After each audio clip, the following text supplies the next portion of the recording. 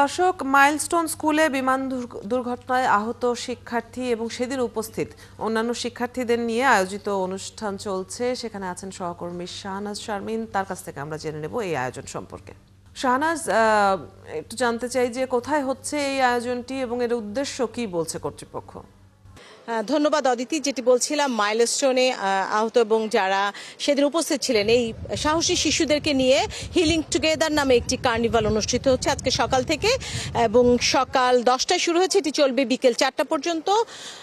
300 ফিটের পূর্বাচলে যে ছুটি রিসোর্ট, সেই ছুটি রিসোর্টে এই অনুষ্ঠানটি কার্নিভালটি চলছে। এই মুহূর্তে শিশুরা আসলে আপনারা দেখতে পাচ্ছেন যে ছবি আঁকছে নানা ধরনের। এখানে প্রায় 40 জন শিশু এসেছে আজকে তাদের শিক্ষকদের তত্ত্বাবধানে। এই অনুষ্ঠানটি যৌথভাবে আয়োজন করেছে rotary club of Banani Dhaka এবং ছুটি রিসোর্ট। এইখানে শিশুরা সকালে আসলে এক ধরনের খেলাধুলার মধ্যে দিয়ে অনুষ্ঠানটি শুরু হয়। সেখানে তারা কিছু কাউন্সিলিংও করা হয়।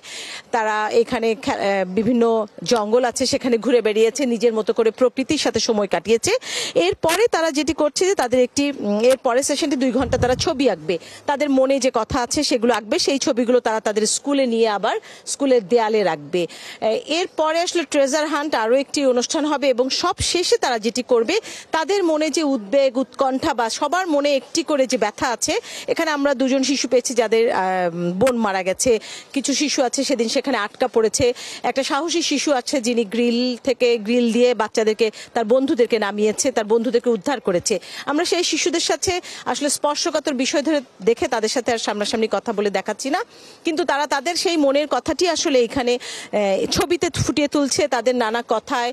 এবং তারা সব শেষে যখন চলে যাবে বিকেলে, তখন তারা আসলে একটি কাগজে তাদের মনের যে কষ্ট, মনের যে বেদনা বা যে উদ্বেগের মধ্যে তারা সময় কাটাচ্ছে সেটি লিখে পানিতে ভাসিয়ে চলে যাবে। এবং তারা বলছে কষ্টটি এইখানেই তাদের বিদায় দিয়ে তারা নতুন একটি দিনের জন্য নতুন করে তারা স্কুলে আবার শুরু করবে। এবং তাদের যে সহপাঠীরা চলে গেছে তাদের উদ্দেশ্যে 1 মিনিট নীরবতা পালন করেছে, জাতীয় সঙ্গীত গেয়েছে। শাহনাজ, আপনার কাছ থেকে আমরা এই আয়োজন সম্পর্কে জানছিলাম। আপনি যেমনটি বলছিলেন যে বিকেল 4টা পর্যন্ত চলবে এই আয়োজন। অনেক ধন্যবাদ আমাদেরকে খবরগুলো জানিয়ে দেওয়ার জন্য। দর্শক, সহকর্মী শাহনাজ শারমিন আমাদের সাথে যুক্ত ছিলেন এতক্ষণ।